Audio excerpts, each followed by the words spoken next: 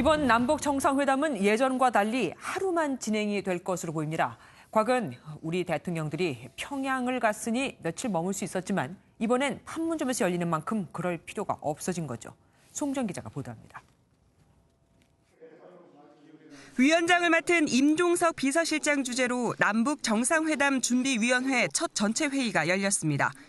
우선 남북 정상회담 의제를 한반도 비핵화와 관련된 외교안보에 집중하기로 했습니다. 한반도 비핵화, 획기적인 군사적 긴장 완화를 포함한 항구적인 평화 정착, 그리고 남북관계의 새롭고 담대한 진전을 위한 의제에 집중해서 준비해 가기로 하였습니다. 또 이달 말 남북 고위급 회담을 열기로 북측에 제안할 방침입니다. 남북 고위급 회담을 3월 말에 추진하기로 하였으며 이를 북측에 공식 제안할 예정입니다. 남북 고위급 대표는 조명균 통일부 장관이 맡을 예정입니다. 준비위는 또 대북 특사단 방북 당시 합의했던 예술단과 태권도 시범단의 평양 방문 공연도 다음 달 초 추진하기로 했습니다. 이뿐 아니라 두 차례 정상회담 경험을 공유하고 각계각층 의견을 수렴하기 위해 임동완 전 통일부 장관을 단장으로 30-40명 규모의 자문단을 구성하기로 했습니다. 이번 정상회담은 과거처럼 북한으로 이동하지 않고 판문점에서 열리는 만큼 당일 회담이 될 것으로 청와대는 전망하고 있습니다. MBN 뉴스 송정입니다. 차질 없는 정상회담을 위한 주변국과의 숨가쁜 정상외교 일정도 속속 조율되고 있습니다. 문재인 대통령이 아베 일본 총리와 전화통화를 하며 한중일 정상회담은 물론 한일 정상회담도 추진하기로 했습니다. 또 한미 정상회담도 추진될 것으로 보입니다. 오지혜 기자입니다. 문재인 대통령이 아베 일본 총리와 오늘 오후 전화통화를 갖고 북한의 비핵화가 구체적 행동으로 이어져야 한다며 협력을 부탁했습니다. 두 정상은 한중일 정상회의의 조속한 개최의 뜻을 같이 하고 한일 정상회담도 조율하기로 했습니다. 한일 간의 셔틀 외교가 두 나라 문제를 해결하는 데 큰 도움이 된다며 조기에 문재인 대통령이 일본을 방문할 수 있도록 실무진 차원에서 날짜를 조정하기로 했습니다. 양재츠 중국 외교 담당 국무위원은 아예 오는 28일 1박 2일 일정으로 우리나라를 찾습니다. 문 대통령 예방 가능성도 나오고 있는 가운데 외교 안보 라인 당국자들과 한반도 정세와 관련한 논의를 벌일 것으로 보입니다. 이와 함께 트럼프 대통령과는 4월 말 남북, 5월 북미 회담 사이에 직접 만날 수 있다는 이야기도 나왔습니다. 남북 정상회담의 경험이랄까, 그때 얻은 여러 가지 판단, 이런 것들을 트럼프 대통령께 우리 대통령이 직접 설명하시는. 청와대도 가능성을 부인하지 않았습니다. 임종석 대통령 비서실장은 가급적 한미 간 핵심 의제를 갖고 실무형이라 해도 한미 정상회담이 있는 게 좋지 않을까 생각한다고 밝혔습니다. 그래서인지 방미 중인 강경화 외교장관도 이방카 백악관 보좌관을 비롯해 의회와 정부 인사 등을 만나 양국 간 현안에 긴밀히 협조해 줄 것을 당부했습니다. MBN 뉴스 오지혜입니다. 우리 강경화 외교부 장관은 미국으로, 북한 류영호 외무상은 스웨덴에 갔죠. 그동안 스웨덴이 미국을 대신해 북한에 억류된 미국인 석방 교섭을 해온 만큼 이 사안이 중점 논의될 것으로 보입니다. 주진희 기자입니다. 저녁 6시쯤 스웨덴 공항에 도착한 북한 류영호 외무상. 바로 대기 중인 차량을 타고 이동해 마르고트 발스트롬 외교장관과 2시간 넘게 회담과 만찬을 같이 진행한 것으로 전해집니다. 북한 매체는 상호 관심사를 논의하기 위한 방문이라고 두루뭉술하게 언급했지만 스웨덴 정부는 스웨덴이 대행하는 미국과 캐나다, 호주의 영사 관련 논의가 있을 것이라고 밝혔습니다. 현재 북한에 억류된 미국인 3명의 석방 문제를 주로 논의하겠다는 겁니다. 그런데 스웨덴 정부에서 한반도 상황도 논의될 것이라고 덧붙이면서 이번에 미북 회담 관련 논의도 진행되는 게 아니냐는 추측이 나옵니다. 일단 미국은 가능성을 부정했습니다. we don't have any indication that that meeting is about what we anticipate to be a meeting between the United States, other parties, and North Korea. As you know, Sweden is our protecting power in North Korea. 3 American citizens who are still being. 하지만 미북 정상회담을 앞두고 북한이 억류된 미국인들을 석방한다면 대화 분위기가 급물살을 타는 만큼 이번 접촉에서 미북 회담까지 거론될 가능성은 높습니다. 현지 언론에 따르면 현지 시간으로 16일에 진행되는 두 번째 회담에는 스웨덴 총리도 배석할 것으로 전해지며 리용호 외무상의 스웨덴 방문 일정도 이틀에서 사흘 정도 늘어나 18일쯤 귀국할 것으로 알려집니다. MBN 뉴스 주효신입니다. 대북 정책 갈등설 속에 지난달 은퇴한 조셉 윤 전 미 국무대북 정책 특별대표가 최근 북한과 접촉했다고 밝혔습니다. 그럼 북한에 무슨 얘기를 해줬을까요? 김희경 기자가 알아봤습니다. 대표적인 대화파였던 조셉 윤 전 미 국무부 대북정책 특별대표. 은퇴 후 처음으로 CNN 방송에 출연해 트럼프 대통령의 미북 대화 수용은 큰 성과라며 북측에도 기회를 잡으라고 설득했다고 밝혔습니다. I sent a single message to them, which was that this was an amazing opportunity for both sides and they need to respond. 또 북한에 억류 중인 미국인 3명을 석방하라고 조언했다고도 말했습니다. 조셉 윤은 그러면서 북한이 핵무력 완성에 접근한 지금 과거와는 다른 접근법이 필요하다며 이번 회담에서는 큰 틀의 밑그림을 그리고 원칙을 정해서 절차를 시작하는 데 만족해야 한다는 견해도 밝혔습니다. I don't think there is anything wrong in acknowledging that he is a leader of North Korea who has nuclear weapons. 북한이 여태 미북 회담에 대한 직접적인 언급이 없는 것에 대해서는 준비 중일 것이라고 분석했습니다. I think they were a little bit surprised that Washington, President Trump, readily accepted. They thought it would take a little time. 하지만 회담 결과가 나쁠 경우 한반도 긴장은 지난해 12월 상황이나 오히려 더 악화된 상황에 직면할 수 있다고 우려했습니다. MBN 뉴스 김희경입니다. 이명박 전 대통령을 조사한 검찰 수사팀이 문무일 검찰총장에게 수사 결과와 구속영장 청구 시의 장단점을 보고했습니다. 이제 문무일 검찰총장의 결정만 남은 겁니다. 유호정 기자입니다.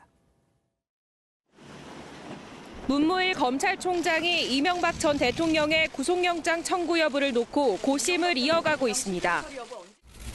이명박 전 대통령 신병 처리 여부 언제쯤 결정하실 예정인가요? 충실히 살펴보고 결정하겠습니다. 검찰 관계자는 오늘 오전 윤석열 중앙지검장이 수사팀과 함께 문무일 검찰총장의 수사 결과를 보고했다고 밝혔습니다. 수사팀은 문 총장에게 구속 수사 방안과 불구속 수사 방안의 장단점을 모두 보고한 것으로 알려졌습니다.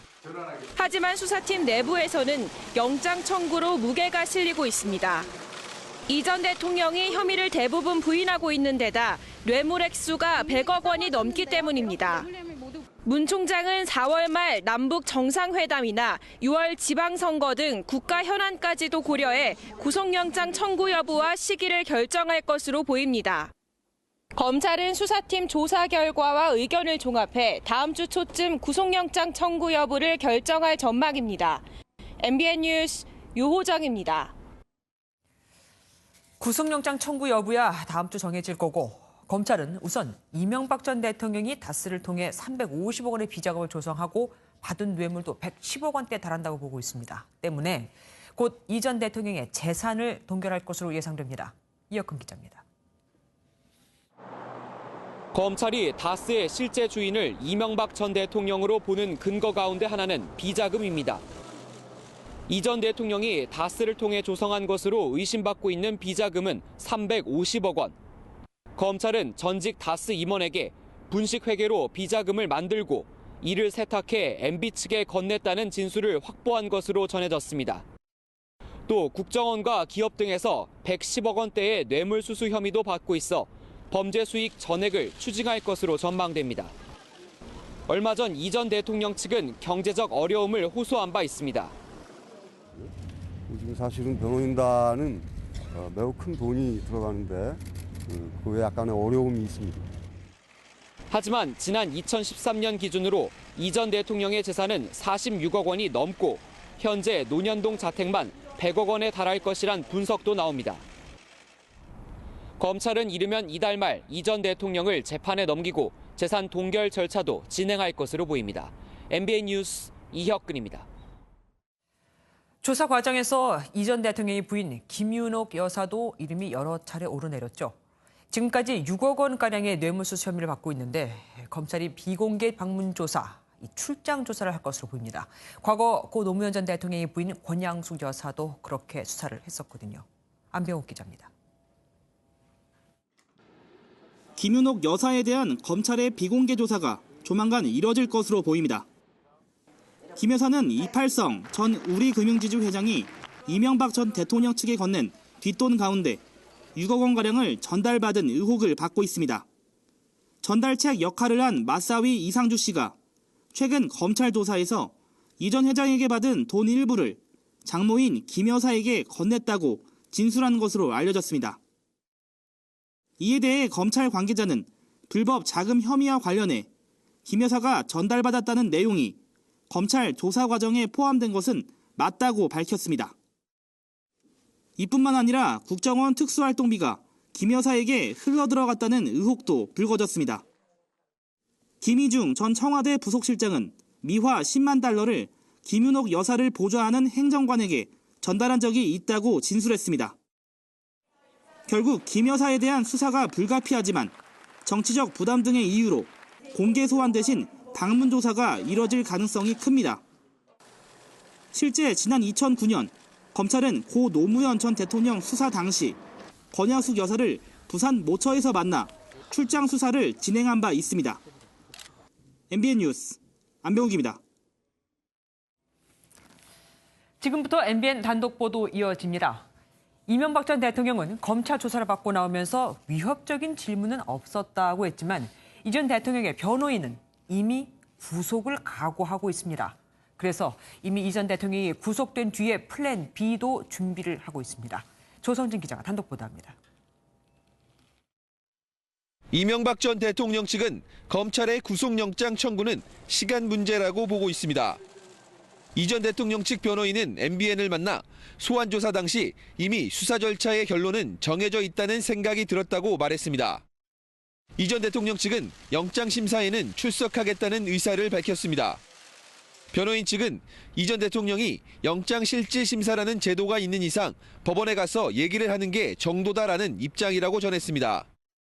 하지만 영장 심사에서 이 전 대통령 측 방어 전략이 검찰에 노출되는 것은 최소화하겠다고 밝혔습니다. 이 전 대통령이 재판에 넘겨지면 현재 볼 수 없는 검찰의 사건 기록과 증거가 모두 공개되는데 이때 검찰의 핵심 논리를 깨는 무기를 내놓겠다는 겁니다. 이명박 전 대통령 측은 사실상 검찰 수사 단계는 포기하고 법정에서 혐의를 벗겠다는 승부수를 띄운 것으로 해석됩니다. MBN 뉴스 조성진입니다. 검찰 조사에서 이명박 전 대통령은 딱 한 가지, 국정원 특활비 10만 달러를 받은 건 시인의 이게 웬일인가 싶었었죠. 대신 이 돈을 청와대와 국정원이 함께 대북 작업을 하는 데 썼다고 주장했습니다. 정당하게 쓸 돈을 왜 뒤로 받았었을까요? 손기준 기자가 단독 보도합니다. 검찰 조사에서 이명박 전 대통령은 김희중 전 청와대 부속실장을 통해 국정원 특수활동비 10만 달러를 받았다고 시인했습니다. 다만 이 전 대통령은 청와대와 국정원이 함께 진행하는 대북 작업에 돈을 썼다고 밝힌 것으로 전해졌습니다. 실제 2009년부터 이명박 정부는 남북 정상회담을 추진하려고 싱가포르와 베이징 등에서 북측 인사와 접촉했습니다. 당시 임태희 전 대통령 비서실장도 북한과의 접촉 사실을 인정한 바 있습니다. 그 당시에 먼저 이제 좀 그 대화 의사가 이렇게 전달이 됐습니다. 그래서 그 뒤에 이제 접촉을 해서. 때문에 MB 측은 이 돈이 임 전 실장을 비롯한 참모들의 대북 접촉 과정에서 쓰였다는 대응 논리를 세운 것으로 전해집니다. 하지만 검찰 관계자는 국정원의 대북 공작금은 직접 집행하면 되는 돈이라며 이 전 대통령이 받을 이유가 전혀 없다고 밝혔습니다. 10만 달러를 놓고 검찰과 이 전 대통령 측이 서로 다른 해석을 내놓으면서 양측의 법리 공방이 앞으로 더욱 치열해질 것으로 보입니다. MBN 뉴스 송기준입니다. 이명박 전 대통령은 검찰이 제시한 청와대 문건이 처음 보는 거라고 했다고 하죠. 자신의 사인이 없었거든요. 그러면서 문건이 조작됐을 가능성을 언급했다고 합니다. 자신의 집사 역할을 했던 김백준 전 기획관이 거짓 진술을 할 이유가 있다면서요. 이병주 기자가 단독 보도합니다. 이명박 전 대통령은 영포 빌딩에서 압수된 청와대 문건이 조작됐을 가능성을 주장하며 혐의를 부인했습니다. 특히 해당 문서에 자신의 사인이 없는 점을 들어 자신에게 보고가 안 됐을 가능성이 있다는 주장을 한 것으로 전해졌습니다. 김백준 전 총무기획관이 작성한 VIP 보고서에는 다스 소송은 미국의 로펌인 에이킨 건프와 긴밀히 접촉하고 있다는 내용 등이 담겨 있는 것으로 알려졌습니다. 따라서 관련 내용을 보고받은 게 입증되지 않았다는 점을 강조하며 몰랐다는 취지의 방어 논리를 편 겁니다. 관련 문서가 청와대 실무진에서만 다룰 만한 내용이거나 훗날 작성됐을 가능성도 언급했습니다. 또 김백준 전 기획관이 거짓말을 할 이유가 있다고 생각한다면서 김 전 기획관의 진술과 문서의 신빙성을 문제 삼았습니다. 검찰은 이 전 대통령의 사인이나 인지 여부와는 무관하게 공적인 대통령실 문건인 만큼 객관적 증거로 활용할 수 있다는 입장입니다. 이명박 전 대통령 측이 청와대 문서를 몰랐다고 주장하면서 향후 검찰과 증거에 대한 공방도 치열해질 전망입니다. MBN 뉴스 이병주입니다. 논현동 자택 증축에 쓰인 67억 원은 형이 빌려준 거다는 이명박 전 대통령의 주장에 형 이상훈 회장은 그런 적이 없다고 했죠. 대출을 받으려고 하자 대통령이나 한 사람이 대출을 받는 건 안 된다면서 그냥 빌려줬다는 건데 왜 형이 그걸 모른다고 하는지 모르겠다며 되려 물어왔다고 합니다. 김순철 기자가 보도합니다. 서울 도곡동 땅은 이명박 전 대통령의 큰형인 상은 씨와 처남인 고 김재정 씨가 공동 소유했다가 지난 1995년 263억 원에 팔렸습니다. 당시 상은 씨는 매각대금 가운데 150억 원을 가지고 있었습니다. 그런데 검찰은 지난 2012년 이명박 전 대통령의 논현동 자택 증축 등의 매각대금 중 67억 원이 흘러간 정황을 포착했습니다. 검찰이 이를 추궁하자 이 전 대통령은 논현동 땅을 담보로 대출을 받으려 했지만 상은 씨가 먼저 빌려줬다고 진술한 것으로 전해졌습니다. 변호인 측은 만일의 상황에 대비해 만든 채용증도 있다며 현재 찾는 중이라고 밝혔습니다. 하지만 앞서 조사를 받은 상은 씨는 자금을 빌려준 기억이 없다고 말한 것으로 알려졌습니다. 도곡동 땅 매각 대금은 다스 설립의 종잣돈으로도 현재 의심을 받고 있는 상황인데 검찰은 이 전 대통령이 다스 실소유주 의혹을 피하려 허위 진술을 한 것으로 보고 있습니다. MBN 뉴스 김순철입니다. 원래 이명박 전 대통령의 변호인은 4명이었는데 한 명이 나가면서 3명이 됐습니다. 하지만 새 변호사 구하기가 여의치 않아 남은 3명의 변호인이 20개에 달하는 혐의를 분담했다고 합니다. 이건영 기자입니다. 검찰 조사를 지켜본 이명박 전 대통령의 변호인들은 정동기 전 민정수석과 함께 회의를 열고 본격적인 대응 방안 수립에 들어갔습니다. 변호사가 추가로 선임될 가능성은 낮다고 보고 현재 변호인들이 업무를 나눠 맡기로 했습니다. 강훈 변호사가 국정원 특활비 의혹을, 피영현 변호사가 민간 영역 불법 자금 문제를 변호하기로 했습니다.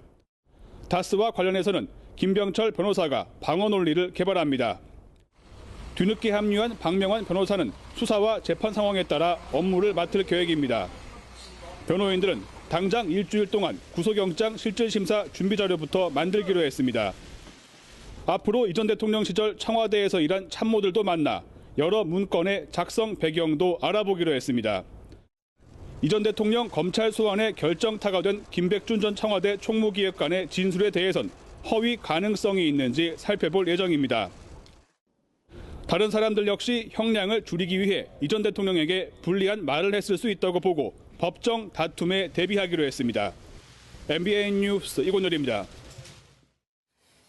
김훈국 씨에게 성폭행을 당했다고 밝힌 피해 여성은 2016년 말 한 번이 아니라 2번에 걸쳐 성폭행을 당했다고 했죠. 첫 번째는 목동에서 만나 김 씨가 운전하는 차를 타고 도착한 교회의 한 식당이었습니다. 피해자는 강요에 못 이겨 술을 마신 뒤 정신을 잃었고 깨어났더니 알몸 상태로 김 씨와 누워 있었다고 주장합니다. 두 번째는 이로부터 몇 주 뒤입니다. 피해자는 김국 씨가 알고 지내면 좋은 분들과 있다며 서울 시내 호텔 룸으로 자신을 불렀다고 했습니다. 자리가 파하고 집으로 가려고 하자 김 씨가 손목을 잡아 끌었고 이때 두 번째 성폭행이 있었다고 주장하는 거죠. 김국 씨는 어제 소속사를 통해 성관계는커녕 성추행도 없었다고 밝혔는데 보도자료에서는 호텔에서의 일만 해명을 하고 있습니다. 피해자가 처음 주장했던 첫 번째 성폭행은 전혀 언급조차 하지 않고 있는 거죠. 한편 인터넷에서는 피해자가 종사했던 직종을 폄하하는 글이 넘쳐나고 있습니다. 2차 피해 그 이상인 겁니다. 조경진, 김현 기자가 이어서 보도합니다. 피해 여성 A씨는 김은국 씨에게 수차례 사과를 요구했습니다. 이제 그런 얘기를 자꾸 하시면 안 되는데. 제가요? 아니, 나한테도. 김 씨는 성인들끼리 벌어질 수 있는 일이라며 A씨를 설득했습니다. 술 한잔 같이 먹었고, 진짜 편안하고 좋은 사람이라고 생각을 해서 이게 만나지도 얼마 안 됐는데 이렇게 친하게 가깝게 된 건데 그걸 자꾸 우리 관계 이런 식으로 얘기를 해버리면은. MBN의 보도가 나간 뒤 김 씨는 피해 여성이 돈을 요구했다, 의도를 갖고 접근했다고 주장했습니다. A씨는 이른바 꽃뱀 취급을 당하게 했다며 억울함을 호소했습니다. 김은국 씨 측은 A씨가 주장하는 첫 성폭행 자체를 부인합니다. 횟수가 많을수록 가중처벌이 됩니다. 그렇기 때문에 첫 번째 행위를 없었던 것으로 하고 싶은 거죠. 김은국 씨를 상대로 법적 대응에 들어간 여성 변호사회는 A씨의 2차 피해를 막기 위한 방안을 강구하고 있습니다. MBN 뉴스 조경진입니다. A씨는 술을 과하게 마셨던 이유를 이렇게 설명합니다. 알고 지내면 좋을 사람들이라고 해서 이제 방으로 간 거죠. 보험이나 저는 그런 얘기가 될 줄 알고 갔는데. 보험업계 관계자들은 터질 게 터졌다고 입을 모았습니다. 성추행 같은 것 때문에 회사가 힘들어서 이제 퇴직하신 분들도 보긴 봤었고, 아무래도 제가 아는 것보다는 훨씬 그런 사례들이 많을 거라고 저는 생각을 합니다. 터질 게 터졌다고 그렇게 생각이 됩니다. 전문가들은 보험 설계사의 업무 특성상 성범죄에 노출될 가능성이 크다고 말합니다. 보험 설계사라는 직종 자체가 여성 비율이 76%에 이릅니다. 네. 그래서 성별 권력 관계와 고객과 판매자라는 그런 갑을 관계가 함께 작동하면서 그런 성폭력 사건이 발생하기 때문에. 보험 설계사는 자영업자 신분이기 때문에 남녀고용평등법도 적용되지 않습니다. 근데 설계사는 특수고용직이기 때문에 그런 교육 같은 걸 접할 기회가 전혀 없어요. 회사에서 좀 의무적으로 교육을 하고 그런 시스템도 좀 필요하다고 봅니다. 보험 설계사들의 근무 환경 제고와 일반인들의 인식 전환이 필요해 보입니다. MBN 뉴스 김현입니다. 소설 경마장 가는 길의 저자인 하일지 동덕여대 교수가 수업 도중 여성을 비하하는 발언을 해 물의를 빚고 있습니다. 하 교수는 교육 차원에서 한 말이었다며 학생들이 어려서 이해를 못한 거라고 해명했습니다. 임성재 기자입니다. 하일지 동덕여대 교수가 문제의 발언을 한 건 지난 14일 문예창작과 전공 수업. 김유정의 소설 동백꽃의 줄거리를 설명하는 과정에서 정제되지 않은 표현을 쓴 겁니다. 동네 처녀가 총각 먹는 이야기지. 총각을 갖다가 성폭행하는 이야기. 게다가 안희정 전 충남지사의 성폭행 의혹을 폭로한 김지은 씨를 거론한 2차 피해 발언이 또 문제가 됐습니다. 김지은이라는 사람은 이혼녀라는 겁니다. 이혼녀는 육체적으로 다르다. 그건 자기도 욕정을 가지고 있었다는 거예요. 이런 수업 내용이 교내에 퍼지자 학생들은 하 교수의 파면을 주장하고 나섰습니다. 당시 수업을 들은 학생들은 하일지 교수의 수업을 거부하고 있고요. 모두가 그 교수의 파면을 원하고 있습니다. 하지만 하 교수는 자신의 발언이 문제가 없다는 입장입니다. 서로 자기 마음에 안 들더라도 그럴 수도 있겠네라고 생각을 해볼 수 있는 그런 여지가 있는데 아직 어린 학생들이라서 잘 이해를 못했겠죠.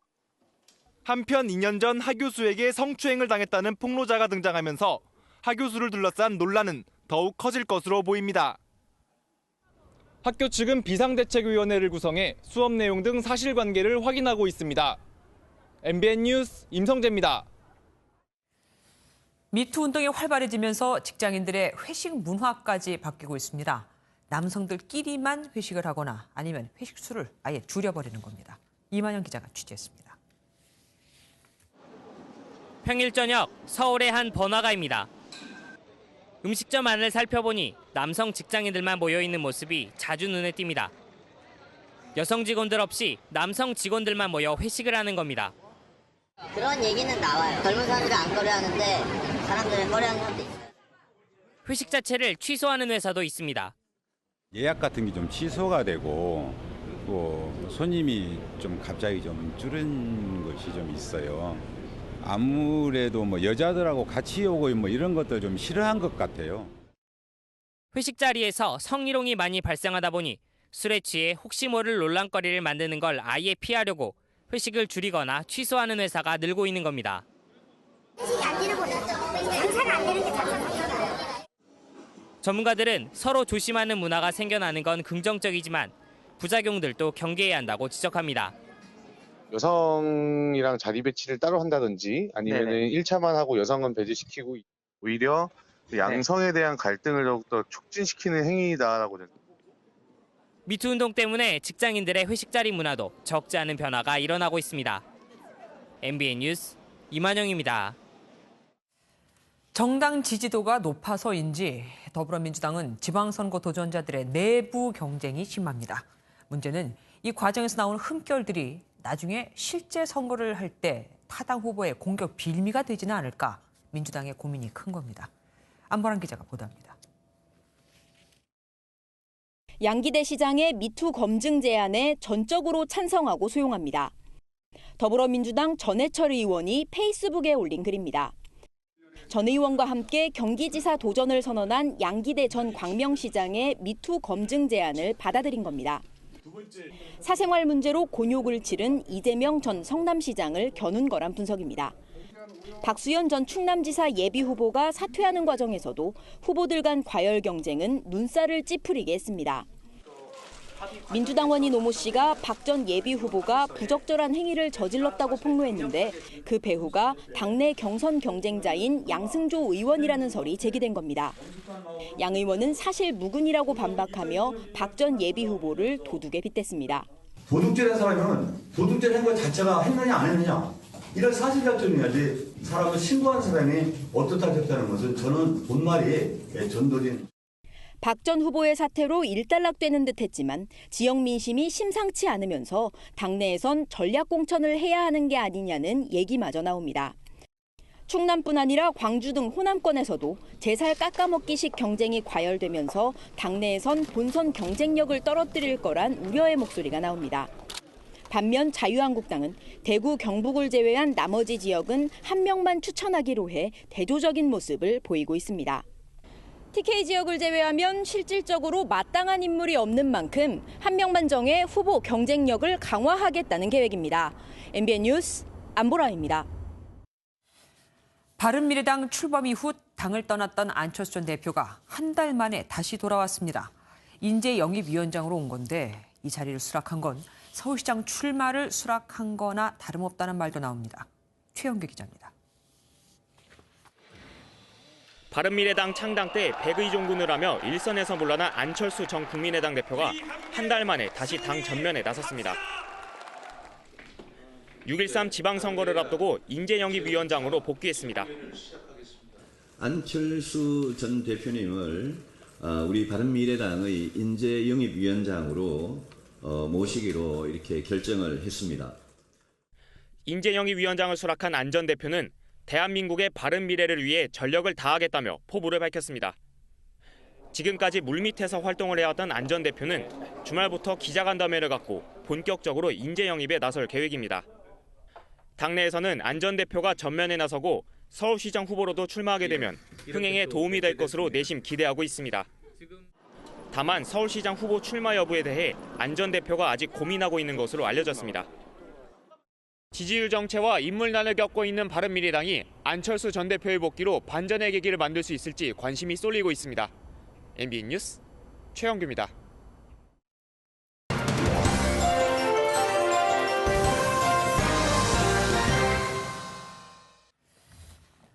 미국이 한국한테 무역과 군대에서 돈을 잃고 있다.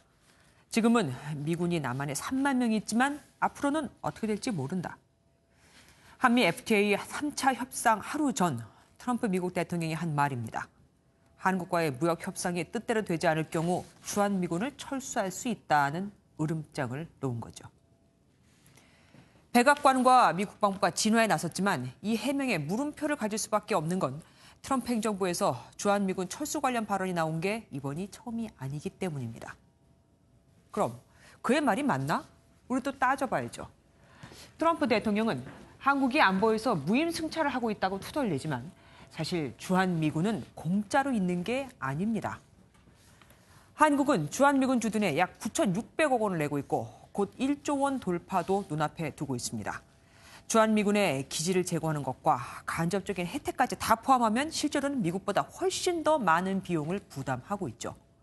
게다가 미군이 한반도에 주둔하고 있는 건 단순히 우리 한국만을 위한 게 아닙니다.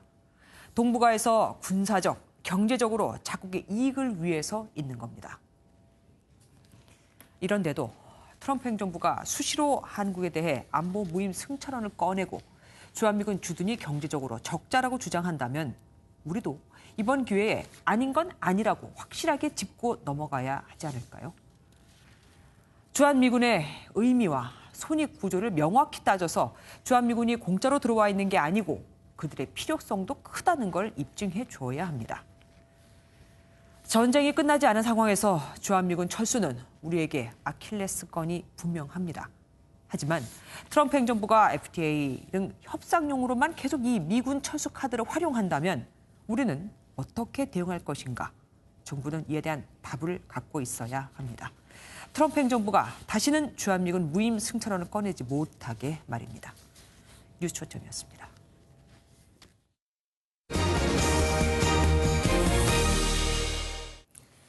시세 차익이 어마어마해서 로또 아파트로 불리는 강남권 아파트 단지들이 오늘 모델하우스를 열었습니다. 명성에 걸맞게 이른 아침부터 사람들이 몰려 5시간을 기다려야 했다는데 당첨이 되기도 어렵지만 돼도 문제입니다. 신중하게 접근을 해야 합니다. 차민아 기자입니다.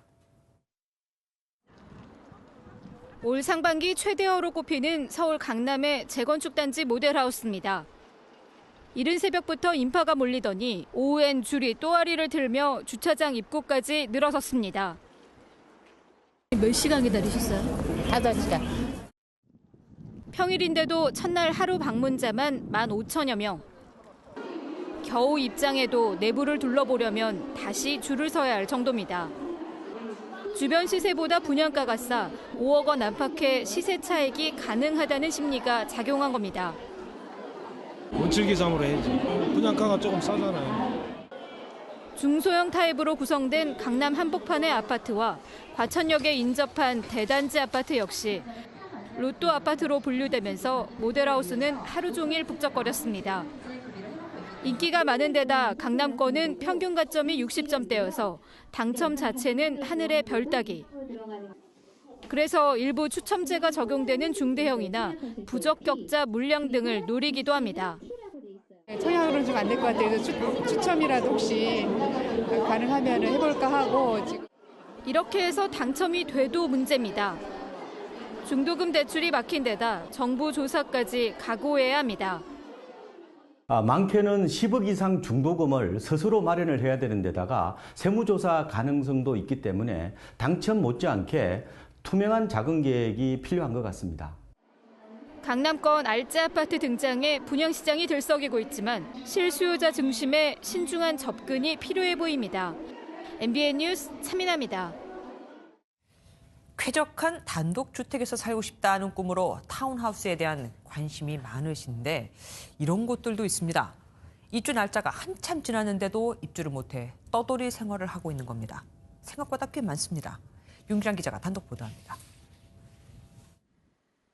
경기도 평택의 240여 가구 규모 타운하우스 단지입니다. 지난해 2월 입주가 끝났어야 할 곳이지만 공사 자재만 널브러져 있습니다. 시행사와 시공사가 자금 문제 등 사정이 있다며 공사를 중단했기 때문입니다. 3개월, 5개월 입주가 미뤄지더니 어느덧 1년이 훌쩍 넘어갔습니다. 컨테이너에 이삿짐을 맡겨놓고 원룸 생활을 전전하며 기약 없는 기다림으로 버텨왔던 입주 예정자들은 걱정이 이만저만이 아닙니다. 월세를 3번을 올렸어요. 1년 동안. 소문이라서 이 동네에 지금 월세값이 올랐어요. 월세도 없을 뿐더러 그 개인적으로 이사비에랑. 용인의 한 타운하우스 단지도 상황은 비슷합니다. 일부 세대에선 시행사와 이야기에 사전 입주한 곳도 있지만 미준공 주택이라 불법입니다. 전입신고는커녕 언제든 퇴거 조치를 당할 수 있어 하루하루가 불안하기만 합니다. 들어보면은 그냥 뭐 다 안 됐어요. 저희가 한 거예요. 너무 답답하니까. 그냥 어떻게 나가요? 자기네들이 다 문 열어주고 열쇠까지 다 주고 해놓고서는. 상황이 이런데도 시행사와 시공사는 책임을 떠넘기고 있습니다. 공사비 다 받지 않은 상태에서 거의 다 중고주택까지 끌어갔는데 지금에 와서는 문이 닫는 거예요. 이익금이라고 해서 쓸 거 다 쓰고. 시행사에선 입주 시까지의 비용을 보상한다는 입장이지만 갈 곳 없는 입주민들은 언제까지 기다려야 할지 막막하기만 합니다. MBN 뉴스 윤기란입니다. 숫자를 보는 오늘의 뉴스입니다. 민간 자본으로 건설된 민자 고속도로가 국가가 운영하는 일반 고속도로보다 통행료가 얼마나 더 비싼지 아십니까? 전국 16개 민자도로를 분석해봤더니 도로공사가 운영하는 제정도로보다 1.5배 정도 비쌌습니다. 그런데 이거는 평균입니다. 대구에서 부산을 연결하는 민자도로는 82km 가는데 통행료가 1,500원으로 일반 고속도로보다 무려 2.3배나 비쌌고 인천공항 고속도로 2.28배, 천안 논산 2.1배, 서울 외곽순환 북부 구간 1.7배 등 비싼 도로들이 수두룩합니다. 민자 업체들이 IMF 시절 고금리를 이유로 사업비를 터무니없이 높게 잡았던 탓이죠. 정부가 결국 가장 많은 운전자가 이용하는 서울 외곽순환도로 북부 구간부터 칼을 빼들었습니다. 김민수 기자가 취재했습니다. 서울 외곽 순환고속도로 북부 구간 양주요금소. 대부분 천원선이 남부 구간 요금소와 비교하면 요금이 과도하다는 지적이 끊이지 않는 곳입니다. 사패산 터널을 지나려면 이곳 양주요금소를 지나야 되는데 요금이 3,000원이나 됩니다. 그 주변에서는 보통 뭐 한 1,000얼마 뭐 이런 식으로 적어야 되는데 3,000원? 그러네 이런 생각을 했습니다. 사정 1호차 정부가 북부 구간 통행료를 오는 29일부터 33%가량 낮추기로 했습니다. 양주요금소는 3,000원에서 1,800원으로, 불암산 요금소는 1,800원에서 1,400원으로 각각 낮아지면서 최장거리 구간인 일산에서 퇴계원 요금은 3,200원으로 1,600원 낮아집니다. 해당 구간을 출퇴근하는 사람은 연간 통행료 75만 원 정도를 아낄 수 있습니다. 동일 서비스 동일 요금을 목표로 민자고속도로의 통행료를 인하할 수 있는 다양한 방안을 검토하여서 정부는 요금이 과도하다는 지적을 받고 있는 수원 광명과 서울 춘천 구간 통행료도 올해 안에 낮추기로 했습니다. MBN 뉴스 김민수입니다. 현직 경찰관이 파출소 인근에 세우던 자신의 차에서 머리에 총상을 입고 숨진 채 발견됐습니다. 심우영 기자가 보도합니다. 대구 달서구의 도로변입니다. 인근 파출소에서 근무하는 경찰관이 자신의 승용차에서 숨진 채 발견됐습니다. 실제로 사람이 없어. 휴대폰도 안 받아. 그래 이제 잔도로 가보니까 피를 쓰러져 있으니까 이제 유리창 깨가지고 그랬던 거죠. 총상을 입은 경찰 바로 옆에는 389경 권총이 발견됐습니다. 차량 문은 안으로 잠긴 상태였습니다. 교대 근무를 위해 출근한 이 경사는 회의를 앞두고 자신의 승용차로 권총으로 자살한 것으로 추정됩니다. 유서 등은 발견되지 않았고 전날 동료와 술자리를 가지는 등 사이가 좋았던 것으로 알려졌습니다. 아직 확인된 건 없습니다. 건강관리경단에다가 우리가 지금 의뢰할 예정입니다. 경찰은 정확한 사건 원인을 조사하고 있습니다. MBN 뉴스 심우영입니다. 주택가에 버려진 검은 봉투. 대부분 쓰레기겠거니 하며 지나갔겠죠. 그런데 너무 자주 목격돼 이 봉투를 열어보니 놀랍게도 대마초가 들어있었습니다. 홍주환 기자가 취재했습니다. 오토바이를 탄 한 남성이 검정색 비닐봉투를 길가에 버리더니 황급히 자리를 뜹니다. 봉투 안에 들어있던 것은 놀랍게도 대마초 잎이었습니다. 이렇게 주택가에 대마초를 버리고 간 40대 외국인 남성이 경찰에 붙잡혔습니다. 남성은 자신의 주거지에서 멀지 않은 이곳을 지나며 주택가에 수차례 검은 봉투를 버려왔습니다. 주민들은 오래전부터 이곳에 검은 봉투가 버려졌다고 말했습니다. 작년부터 계속 또 한 며칠 있으면 까만 봉투 하나 나왔다. 또 며칠 있으면 또 하나 나오고. 그래도 그냥 쓰레기인 줄 알았어. 경찰 조사 결과 이 외국인은 평소 집에서 대마초를 재배해왔던 것으로 알려졌습니다. 평소에는 변기에다 버리다가 변기에 버릴 수 없는 상황이 돼서 밖에 버렸다는데요. 경찰은 이 남성에게 마약류 관리법 위반 혐의로 구속영장을 신청하고 대마초 구입 경위와 키운 목적 등을 조사하고 있습니다. MBN 뉴스 홍주환입니다. 세계 테니스 차세대 선두주자 정희원 선수가 또 황제 페더러의 벽을 넘지 못했습니다. 하지만 2달 전보다 훨씬 위협적인 경기를 펼쳤고 아시아 최고 자리에 올랐습니다. 김동환 기자가 보도합니다. 지난 1월 메이저 대회 호주 오픈 준결승 이후 49일 만에 다시 만난 페더러는 여전히 강했습니다. 노련한 플레이로 정현의 강공을 무력화하며 1세트 3게임을 먼저 가져갔습니다.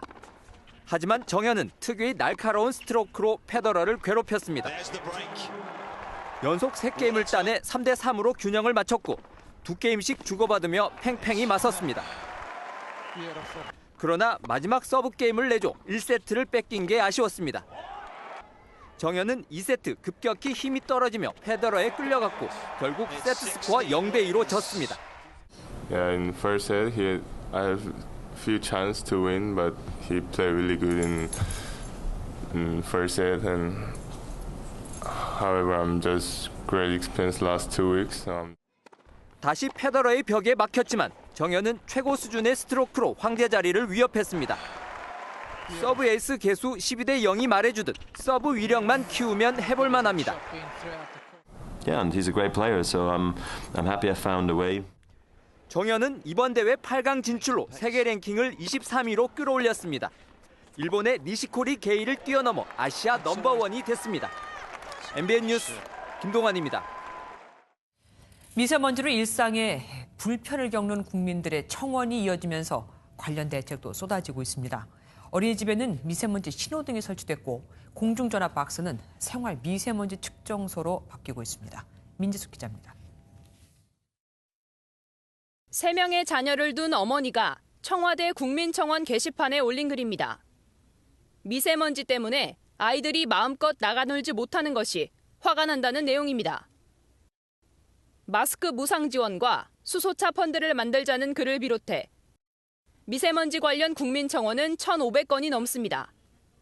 미세먼지가 나쁜 날은 어린이집에 창문이 열려 있으면 미세먼지가 나쁜데 창문이 열려 있고 환기를 시키시냐 뭐 이런 민원도 들어오고 미세먼지가 있을 때 아이들이 바깥 활동을 하면 이제 그런 거에 대한 민원들도 들어오세요. 잇따른 민원에 실시간으로 미세먼지 오염도를 알려주는 신호등까지 등장했습니다. 나쁨 수준인 날에는 빨간불이 들어와 야외 수업을 실내 수업으로 바꿉니다. 신호등 설치 전에는 매일 아침 당번 선생님이 그날의 미세먼지 오염도를 알리는 스티커를 직접 붙였습니다. 하지만 시시각각 변하는 오염도를 반영하긴 어려웠습니다. 휴대전화의 보급으로 애물단지로 전락했던 서울시내 공중전화 박스는 생활 공간의 미세먼지 오염도를 측정하는 모니터링 거점으로 거듭나고 있습니다. 일상 속 미세먼지 불안이 높아지면서 이를 해소하기 위한 대책이 쏟아지고 있습니다. MBN 뉴스 민지숙입니다. 법규를 위반한 차량만 골라 고의 사고를 일으킨 남성이 붙잡혔습니다. 이렇게 타낸 보험금으로는 또 다른 차량을 구매해 범행을 이어갔습니다. 서동균 기자입니다. 차로 변경이 금지된 구간에서 한 차량이 차로 변경을 시도합니다. 그런데 고급 외제차 한 대가 더 빠른 속도로 경찰을 향해 돌진합니다. 갑자기 차가 널들이 받더라고요. 그런데 왜 실선에서 차선 변경을 하세요? 이렇게. 30대 김모 씨는 지난 2016년 10월부터 약 1년 반 동안 법규를 어긴 차량을 고의로 들이받아 보험금 1억 7천여만 원을 챙겼습니다. 김 씨는 주로 이처럼 폭이 좁아 중앙선 침범이 빈번할 수밖에 없는 도로를 노렸습니다. 피해자들이 경찰에 신고하지 못하고 순순히 보험 처리를 해준다는 점을 악용한 겁니다. 이미 같은 범죄로 처벌받았던 김 씨는 출소 뒤 또 고급 외제차 3대를 잇따라 사들인 뒤 다시 범행을 저질렀습니다. 계좌와 차량 명의 등은 가족들의 이름을 도용하는 치밀함도 보였습니다. 차마다 다 보험 미수선 수리비가 틀리기 때문에 쉽게 돈을 벌려고 37대의 차량을 고의로 들이받은 김 씨는 보험 사기 등의 혐의로 결국 구속됐습니다. MBN 뉴스 서동균입니다. 프로농구와 프로배구가 내일부터 시즌 우승팀을 가릴 포스트 시즌에 돌입합니다. 정규리그 1위 팀들조차 우승을 장담할 수 없는 치열한 경쟁이 벌써부터 감지되고 있습니다. 강영호 기자가 보도합니다. SK에게 10점 차 대패한 채 라커룸에서 2위 KCC의 경기 결과를 기다렸던 원주 DB. KCC가 패하며 정규리그 우승은 차지했지만 포스트 시즌 향방을 둘러싼 시선은 막판 6연승의 상승세를 보인 SK 몫이었습니다. 그래서 지금 분위기로 봐서는 그래도 SK가 좀 제일 가깝지 않을까 생각을 합니다. 저희 빼고. 하지만 DB 역시 정규리그 1위의 자존심을 걸고 쉽게 물러설 수 없습니다. 어떻게 경기를 할 건지에 대해서 좀 더 집중할 생각이고요. 저희는 저희 농구 할 수 있도록 준비 잘하겠습니다. 플레이오프에선 단기간의 승부가 갈리는 만큼 정규리그 우승팀도 승리를 장담할 수 없습니다. 프로배구 정규리그 1위 현대캐피탈도 2년 전 통합 우승을 놓쳤던 기억을 되새기며 긴장의 끈을 놓지 않고 있습니다. 2년 전에 그 챔피언전에서 우승하지 못했던 그 기억을 또 되새기면서 이번에는 꼭 통합 챔피언이 되도록. 길었던 정규 시즌을 마치고 또 한 번 봄을 달굴 포스트 시즌은 이번 주말 시작됩니다. MBN 뉴스 강영호입니다.